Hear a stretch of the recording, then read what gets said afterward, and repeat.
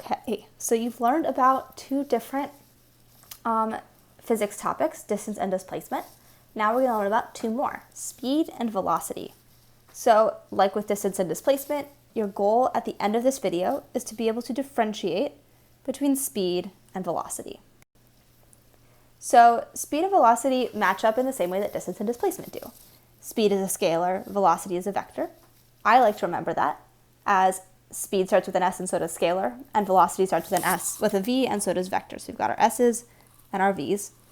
So both speed and velocity are going to have the same units, and they're going to be measured in meters per second, which, as you can see here, I've written as meters times second to the -1. So this could also be written as meters per second. Either one is fine, but you should be comfortable with both. So speed is going to equal distance divided by time. So it's going to be the rate of change in distance divided by your time. Velocity is going to equal displacement, S, over time. Again. And we can also write velocity as your change in position over your change in time. So we can say that it is your total displacement over time, or it is your change in position over time. So with speed, we want to say, how fast did you go? What did your speedometer read? Velocity, on the other hand, we want to know how quickly you can get from point A to point B. So for speed, you might want to, when you're thinking about speed, might want to think about situations like driving on a highway. You don't really care about how quickly you're getting from A to B. What you care about is how fast you're traveling down the highway. So that way you know whether or not you are traveling at the speed limit. Velocity, on the other hand, is something that you might want to think about if you are taking an airplane flight. So you don't really care in a plane the speed of the plane, right? You don't care how many miles per hour that plane is going. What you care about is how long is it going to take you to get from National Airport to LaGuardia, right? So you want to figure out how long you're going to be stuck up in the air. So speed, we want to think about how fast you're going at some time. Velocity, we want to think about how long does it take me to complete my journey. So let's think about example 1. So Arya leaps 1 meter to the left in 0.1 seconds, and then runs 3 meters to the right in 0.2 seconds. So we're going to figure out her speed and her velocity. So for speed, we're going to do her total distance over her total time. So speed is equal to distance over time. So we're going to add up her total distance. So 1 meter plus 3 meters, and add up the total time that this happened. So 0.1 seconds plus 0.2 seconds, which gives me 4 meters over 0.3 seconds, or 13 meters per second, which again I can write as 13 meters times seconds to the -1. So that's her speed. Now let's find her velocity. So to find her velocity, we need her displacement, which means we need to do some vector addition. So Arya leaps, starts here, leaps 1 meter to the left, and then runs 3 meters to the right. So her displacement is going to be this vector here, which we know is going to be equal to 3 minus 1, or 2 meters. The other way I can do this is I can always say, okay, the right is positive, to the left is negative. So Arya went -1 meter plus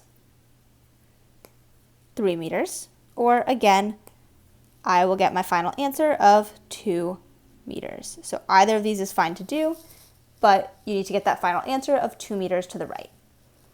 So let's go ahead and figure out her velocity. So we know that velocity is equal to displacement, which is often represented with an S, or you could do D with a vector hat, but we know that it is a vector. We're going to divide that by time, which is a scalar. So we'll get that our velocity is equal to 2 meters to the right, so positive 2 meters, divided by our total time, which is still going to be that 0.1 plus 0.2. So that'll give us 2 meters over 0.3 seconds. And again, I don't need to say to the right here because that is shown with my frame of reference here and the sign on my 2 being positive. So when I stick that in a calculator, what I get is that my velocity is approximately 7 meters per second, or 7 meters times seconds to the negative 1. And again, I can say to the right, or I can just have shown that to the right is positive and leave it just like this. So let's do another one. John travels 20 meters north in 1 second and 40 meters east in 3 seconds. We want to find his speed and his velocity.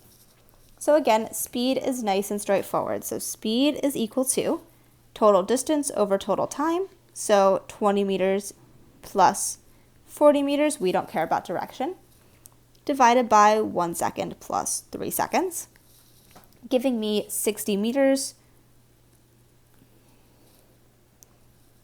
Let me rewrite that for you guys. 60 meters over 4 seconds, or 15 meters per second. Next, we're going to go ahead and figure out John's velocity. And to do that, I'm going to go ahead and draw my picture, starting with my XY coordinates. So John starts, and he travels 20 meters north,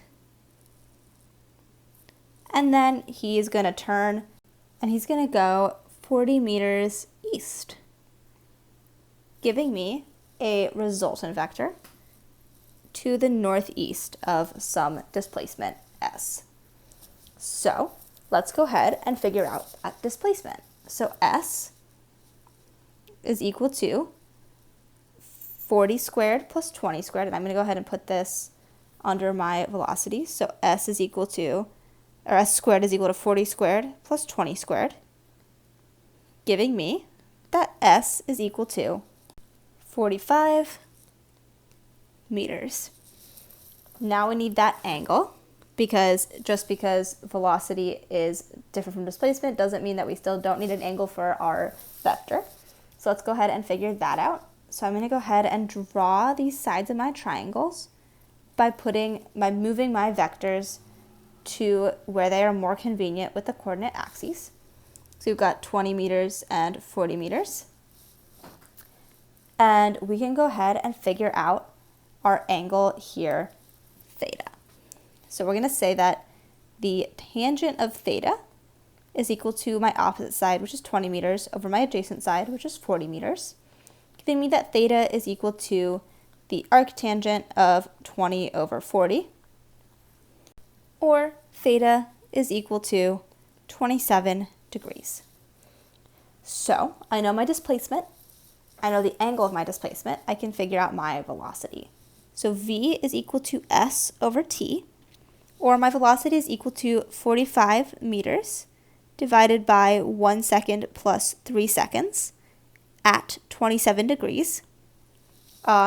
You can put that 27 degrees in now or at the end, and I'm actually going to erase it and put it in at the end just to make this a little easier to look at. So what I'll do is I'll take my 45 meters divided by 4 seconds, which is going to be approximately 11 meters per second. And again, I need my angle, so it's going to be 11 meters per second at 27 degrees. So there you have it, guys. We've got our velocity and we've got our speed. So let's go ahead and do one more example. So Robert walks at a speed of 10 meters per second for 4 seconds. We want to figure out how many steps he took. So how far did he travel? So I know my velocity, or more accurately, let's go ahead and be accurate here. I know my speed. I know my time. And what I'm trying to figure out is how far. So I'm trying to figure out my distance. So let's go ahead and put that into our equation. We know that speed, which I'm going to write as SP, is equal to distance over time. So my speed of 10 meters per per second is equal to my mystery distance divided by the time that I was traveling, giving me that distance is equal to 10 meters per second for 4 seconds, over 4 seconds, or 40 meters. And one thing I want you guys to notice, I put in my units here as I was writing this. So I have my meters per second and I have my seconds. And what you'll notice is that my meters, or my units actually, my seconds will cancel. And so my units actually match the units for distance. So Robert walked 40 meters, and I know that because I know that speed is equal to distance over time. So main takeaways. Speed is a scalar, S goes with S. Velocity is a vector, V goes with V. Speed is equal to distance over time, and velocity is equal to displacement over time. And I'm going to go ahead and I'm going to even write in distance and displacement. So there you have it, folks. You now know the difference between speed and velocity, and you know how to solve problems involving both of them. So go ahead, good luck, solve some problems, and have fun. Happy solving.